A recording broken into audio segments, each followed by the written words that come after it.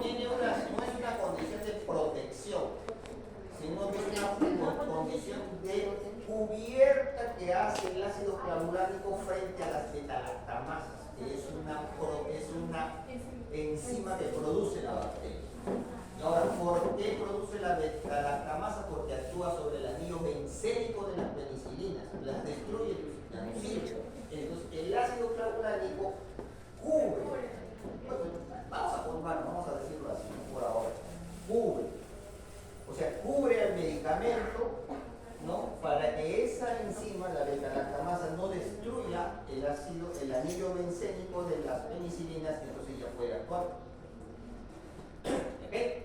Bien, pero bueno, saliéndonos de ese tema, entonces, fíjense que todas esas especies que acabamos de ver hace un ratito son susceptibles a la amoxicilina o a la combinación de amoxicilina más ácido clavulánico. Entonces, la amoxicilina es buena, pero tengo que darla de acuerdo al peso del paciente. Entonces, si por ejemplo, aquí, ¿qué cosa? por ejemplo, Rachel ese día me dijo, mi papá es barandazo, ¿no? Entonces, ¿le haría bien si yo le doy amoxicilina de 500? No le hace nada. Pero si le doy, por ejemplo, a Alexandra, más chiquita, más delgadita, entonces, la amoxicilina de 500 sí le va a hacer el efecto de desmayo.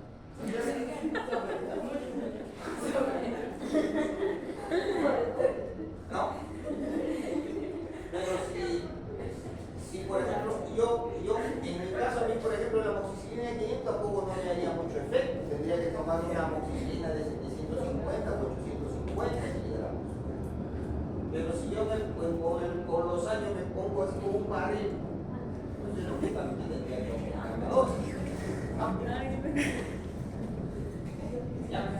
Entonces, por favor, los antibióticos beta-lactámicos, que es lo que beneficia las penicilina, amoxicilina, debe ser la primera elección para infecciones endodónticas. Por favor, no se olviden de eso.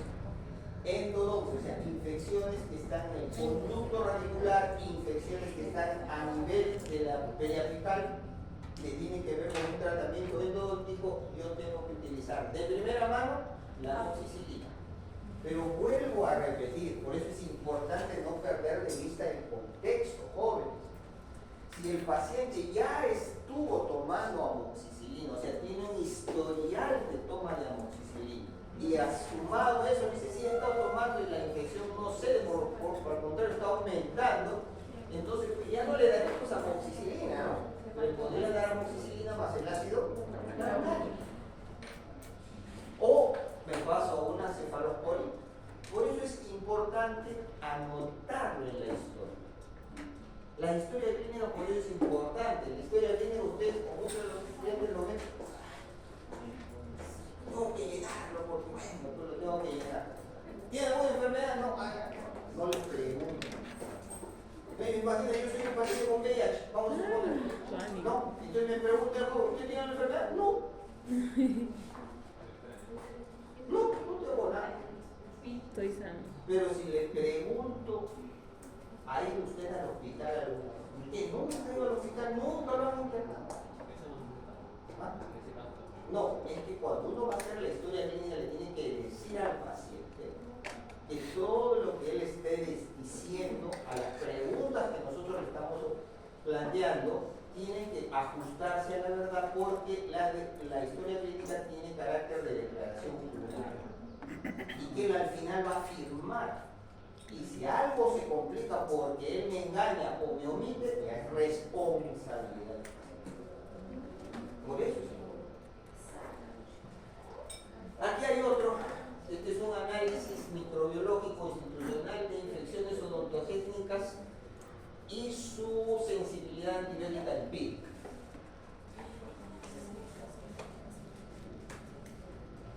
Entonces, ¿qué dice ahí? ¿Qué dice? O sea, es el extracto del artículo, ¿no? Dice, la mayoría de las infecciones odontogénicas fueron causadas por microorganismos mixtos, es decir, anaerobios y aerobios, seguidas exclusivamente de anaerobios estrictos, ¿no? Perdón, anaerobios y anaerobios exclusivos. exclusivos en un 23%, ¿no? Entonces, en el penal estamos hablando de solo las bacterias del conducto, ¿no? Del pediátrico. Ahora estoy hablando en términos generales, ¿no? Infecciones odontológicas. Igual, jovencitos, ¿no? Hay los aerobios y los anaerobios están en general en 48%, pero los porcentajes de 28 y 23 no son poquitos, ¿no? Para los anaerobios, solo anaerobios. A ver. Entre los anaerobios, uno de los más comunes está el Streptococcus, está en un 61%, y entre los aerobios el Streptococcus viridans está en un 34%. ¿Ya? El Streptococcus en un 30%. ¿Okay?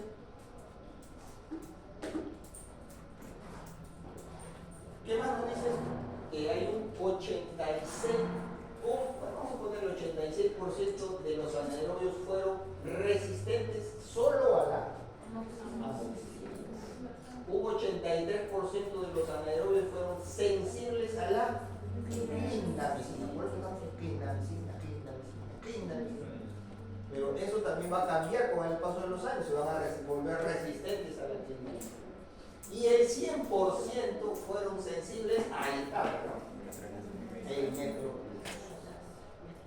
metronidazol. Acuérdense, el metronidazol asócienlo con, como les decía, con Vegeta, ¿no? Porque es bactericida y destruye los anaerobios. Entonces, el metronidazol, por eso cuando se combina con la amoxicilina, bestial. No es la fusión. ¿Ok? Entonces, aquí están los porcentajes, ¿no?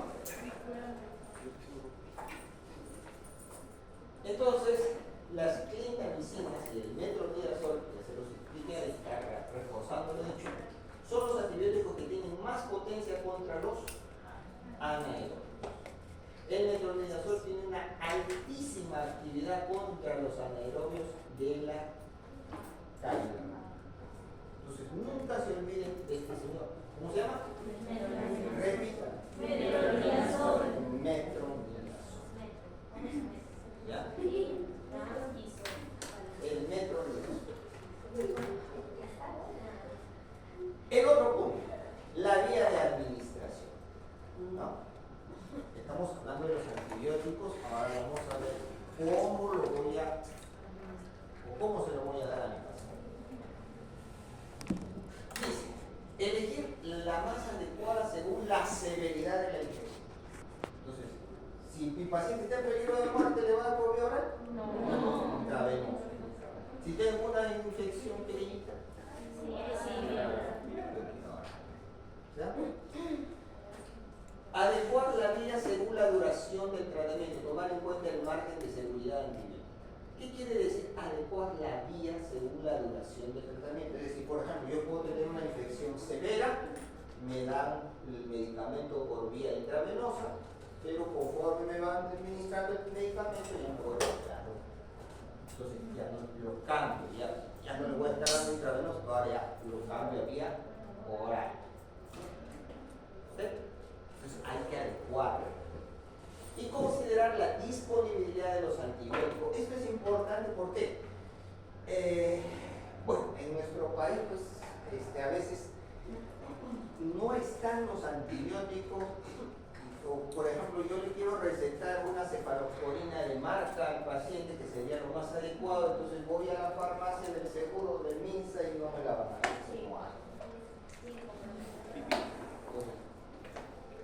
Si yo quisiera, tendría que comprarla fuera. Pero si yo no tengo recursos para comprarla, entonces tengo que abastecerme de lo que existe en el stock. Entonces, más todavía ahí, yo como profesional, o ustedes que van a ser profesionales, tienen que saber cuanto más medicamentos conozca, mejor.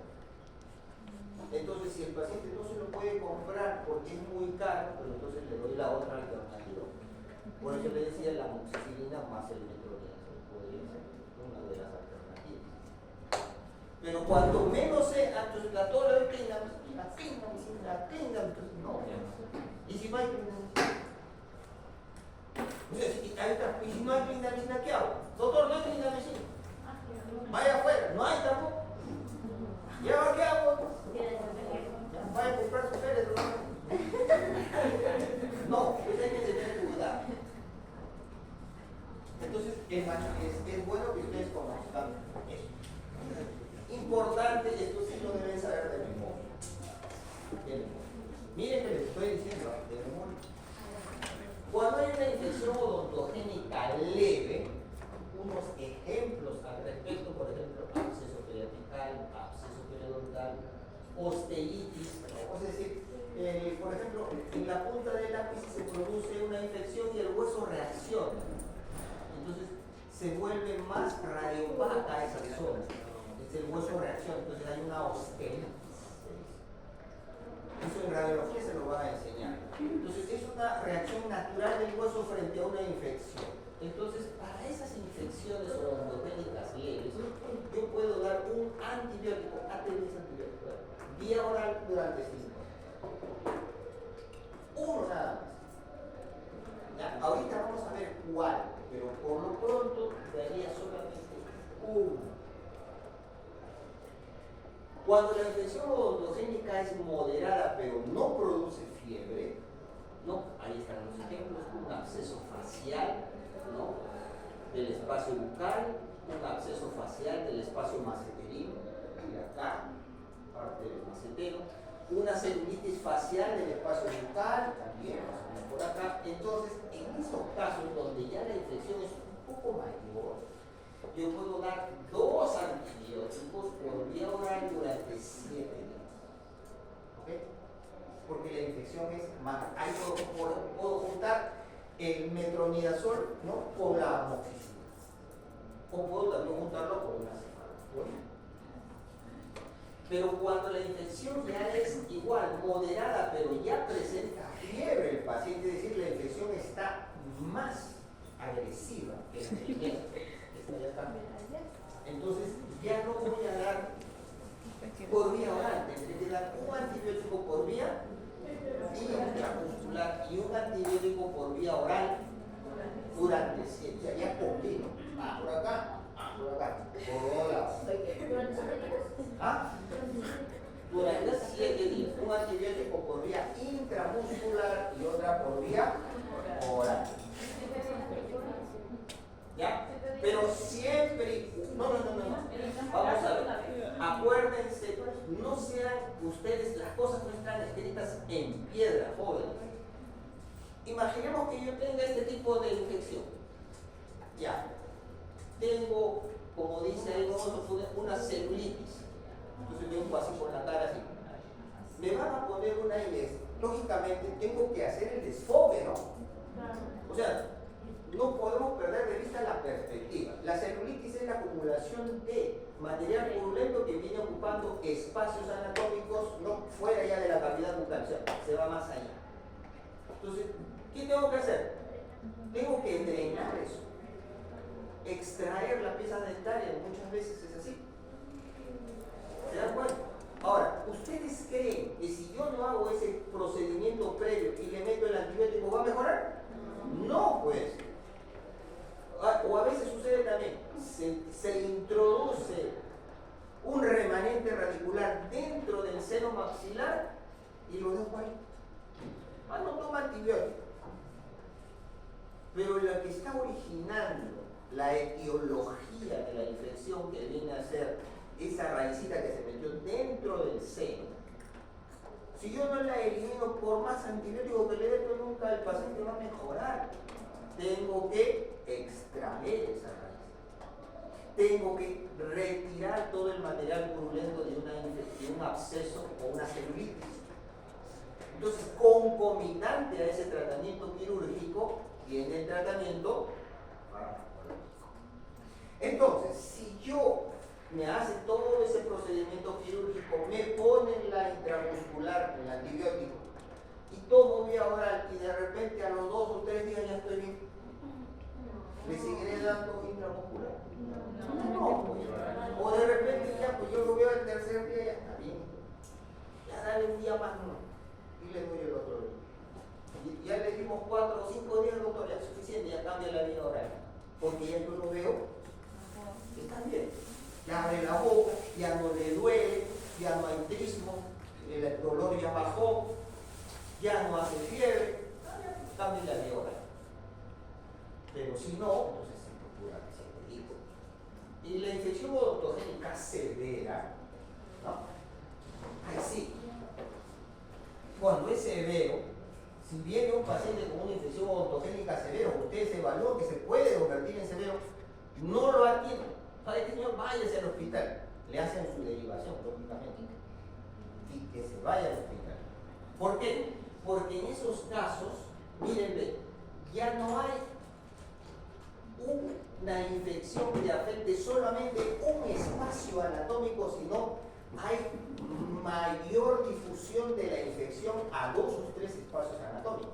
Por eso dice celulitis cérvico-facial.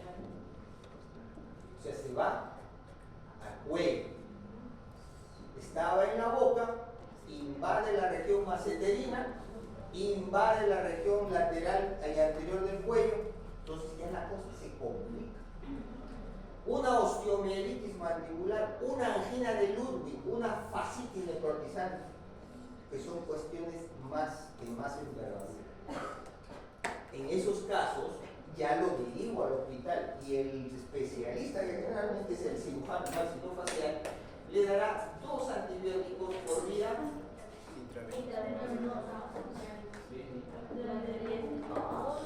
Si la infección pasa del cuello al mediastino, como ha sucedido en algunos casos, o a las vías respiratorias, entonces ya la cuestión se complica más y ya escapa del odontólogo y se tiene que actuar tanto odontología como medicina.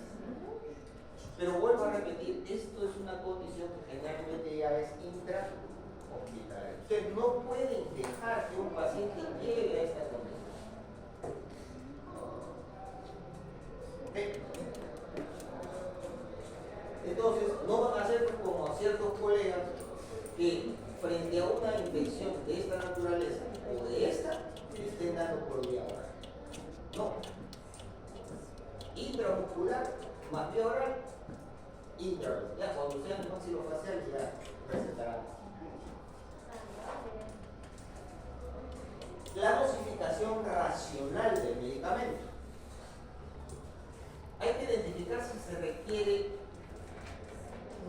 el antibiótico para motivos profilácticos o para motivos de tratamiento, ¿no? Voy a hacer una cirugía y la cirugía va a estar muy complicada, voy a destruir bastante hueso, se puede infectar a pesar de todos los cuidados que le voy a hacer, entonces receto un antibiótico profiláctico.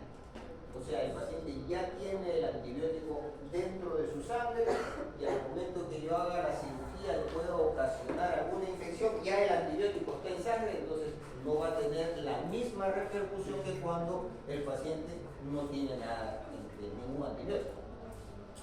Entonces hay que basarse, lógicamente, en estos términos que nosotros ya lo hemos hecho, ¿no? En la farmacocinética, en la farmacodinámica o la farmacodinámica del antibiótico, como de cualquier otro medicamento, ¿ya? Y considerar la severidad de la infección, ¿no? Como les decía hace un momento, ustedes mismos le dije que va a ser por 10 días. Sí, pues, dependiendo de la severidad, podrá ser por 10 días. Si es menos, por 7 días. Si es mucho menos, por 5. ¿De acuerdo?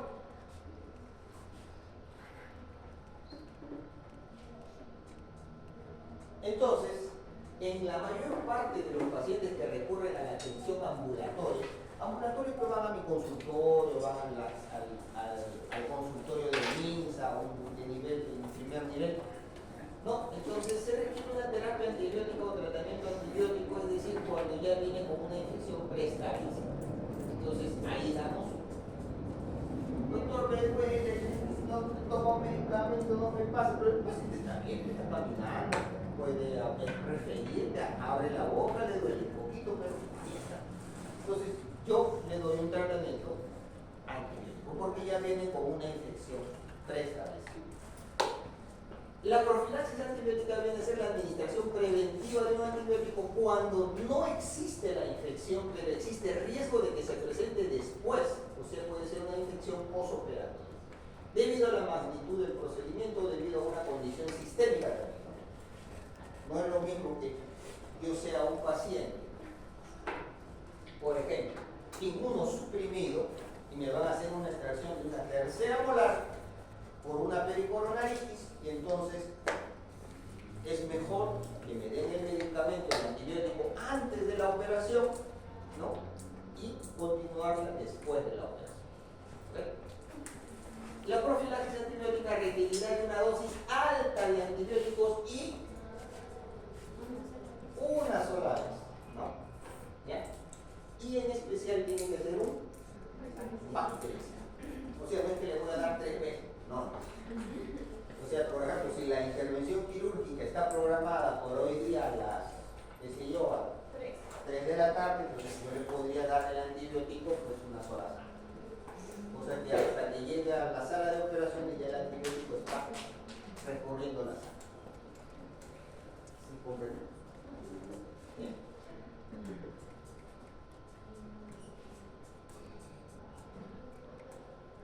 Ya lo expliqué, debemos tener en cuenta las características farmacocinéticas y farmacodinámicas respecto de la concentración y dosis de los antibióticos para que lleguen a los tejidos y alcancen una concentración efectiva capaz de destruir a la bacteria, así como cada cuántas horas debemos administrar ese antibiótico. Respecto a la severidad, yo se los he escrito, yo ya se los expliqué, pero esto está volviéndose a decir en letras para que no se les olvide. Porque le presento la diapositiva, pero se olvidan de lo que hablé, pues acá está, ¿no? Respecto a la severidad, si la infección es leve, debemos utilizar una dosis baja, intermedia, pero si la infección es moderada, una dosis intermedia hacia adelante. Y si la infección es severa, una dosis alta, ¿no? Eso ya se ve.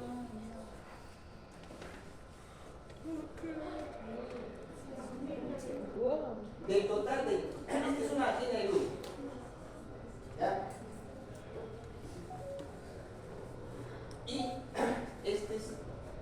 dice ahí, infecciones que involucran infecciones odontogénicas del espacio maxilofacial y cuidados del centro del norte de la India, ¿no? Un estudio retrospectivo de 5 años. ¿Ya? Dice, del total de las infecciones evaluadas, el 79.4% tuvieron origen. ¿No les decía hace un ratito eso? No es poquito, es 79, casi 80. ¿De qué? Del total de las infecciones. O sea, ¿qué se les va a presentar más? ¿Vale? Y solamente el 20% más. Los esquemas antibióticos más utilizados fueron lo que ya hemos visto: amoxicilina, anticoagulático. Pero miren, una infección de esta naturaleza, no se olviden del contexto. El contexto es importante. No le van a meter pues intravenosa para una infección chiquita, ¿no? Estamos hablando de estos contextos. Más ácido clorhidrato por vía intravenosa, metronidazol. O sea, esta combinación es un solo medicamento, amoxicilina más ácido clorhidrato, es uno solito, un solo medicamento, ya vienen las combinaciones hechas. Y aparte le meto el metronidazol, por vía intravenosa, por vía intravenosa. Y esto da muy buen resultado para este tipo de o cefalosporina, ¿no? Intravenosa más un metronidazol por vía intravenosa. ¿Se dan cuenta? Entonces, para estas infecciones ¿ok? No le vamos a dar pues cefalosporina de oral. No va a resultar, para estos casos no resulta. Por eso está ahí. ¿No? Intra. Pero vuelvo a repetir, estos tipos de pacientes no los podemos atender de forma ambulatoria. Tenemos que derivarlos al hospital. Así que cuando vayan a trabajar al hospital, si alguno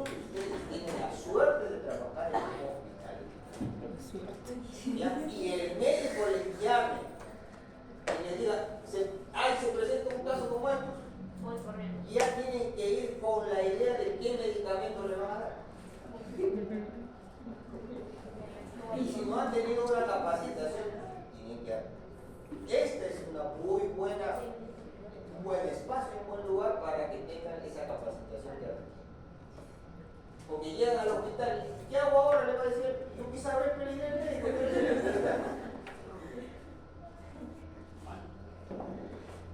No hay falta, ahí peor se muere el paciente. Falta es lo de menos.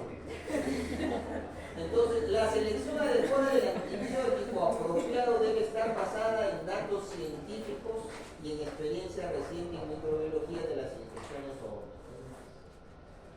El metronidazol, como ya lo dije, provee una excelente cobertura contra los anaerobios y complementa la acción de los betalactámicos, es decir, penicilinas, cefaloporinas.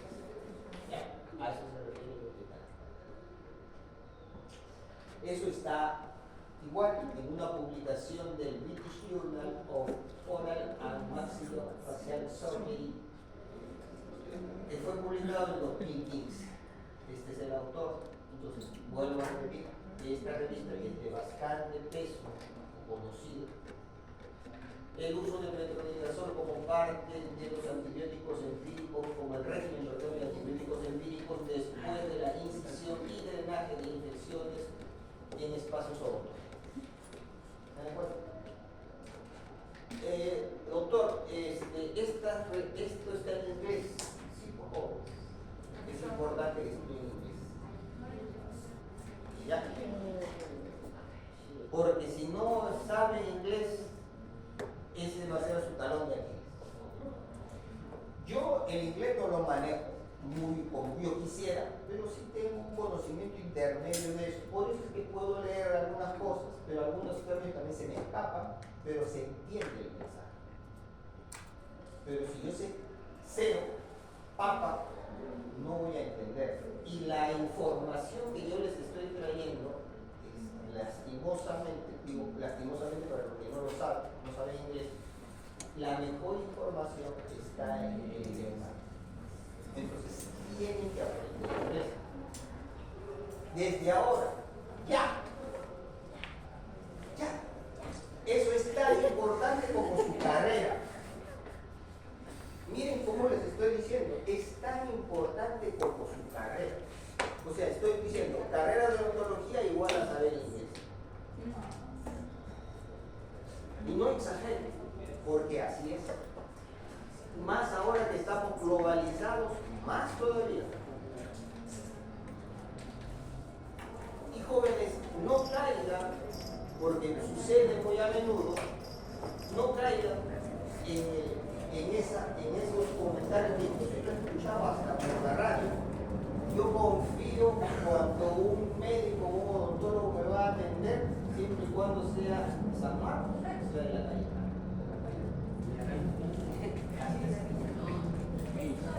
Vuelvo a repetirlo, ese es un comentario no inventado por mí, es un comentario que algunos pacientes. ¿Por qué lo digo?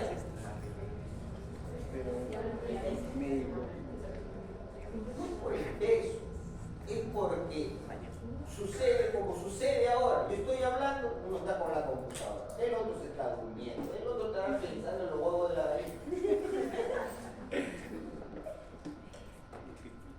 Eso pasa. Ustedes tienen que conocer esto. Es importante que lo conozcan. Y así yo sé egresado de...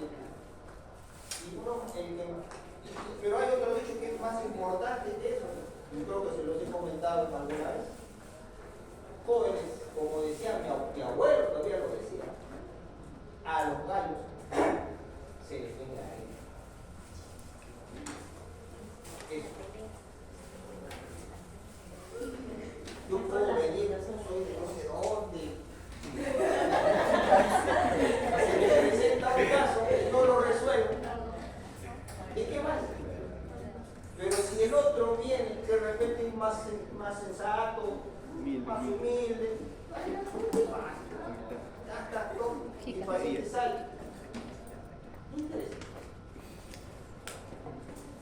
Pero lastimosamente ocurre porque los que no resuelven, pues a veces son lo que como mencionaba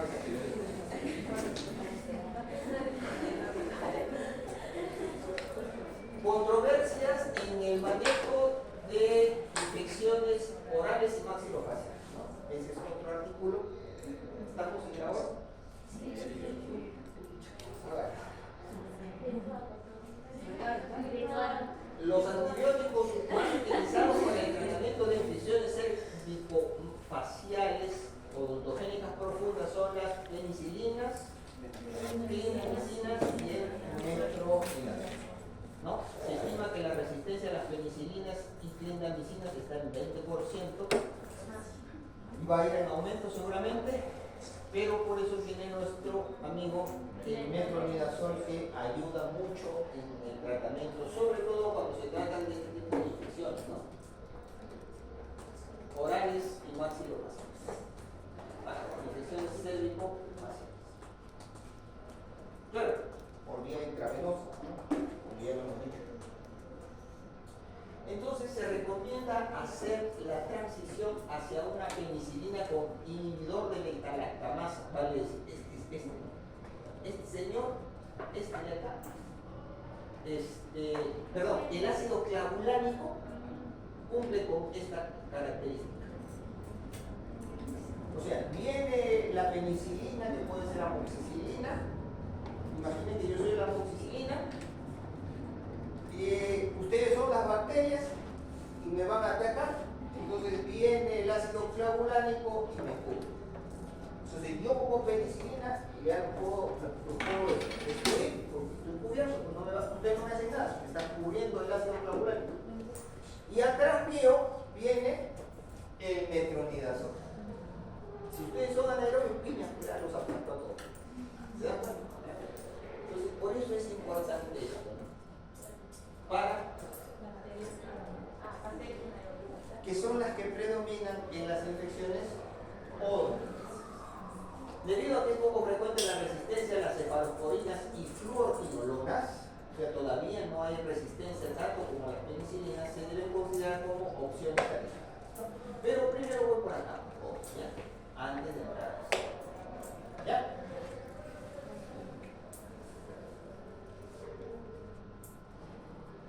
Esta es otra revisión sistemática donde se observa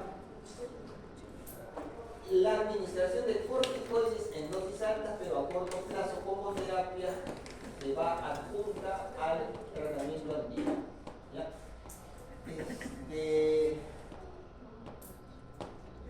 Se puede usar corticoides. ¿Para qué es el corticoide en nuestro caso? Como oncología. ¿Qué hace el corticoide? Muy bien, es un antiinflamatorio potente. Mejor, en términos antiinflamatorios, el corticoide es mejor que hay, ¿cierto? Mejor. Pero muchos le tienen miedo a utilizar un corticoide, porque el miedo viene porque no saben cómo utilizar el corticoide. Entonces, por ejemplo, yo no podría dar, me tomo ahorita un ibuprofeno. Métete el aire. No, perdón. Y meto